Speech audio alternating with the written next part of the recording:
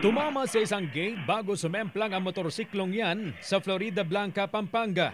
Dumaos-dos ang motorsiklo sa kalsada. Gayon din ang tatlong sakay na edad 15 hanggang 16. Pero ang nangyari, hindi aksidente, kundi ambush.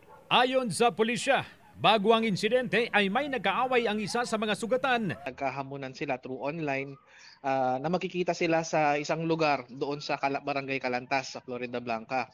Nang hindi sumipot ang sospek, ay nag-abiso silang pupuntahan siya sa bahay.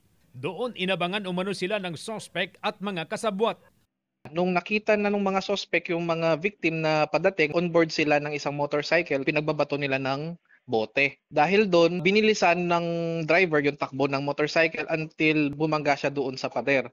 Agad dinala sa ospital ang mga sakay, pero dead on arrival ang nagmamaneho ng motorsiklo. Sugatan naman ang dalawang angkas.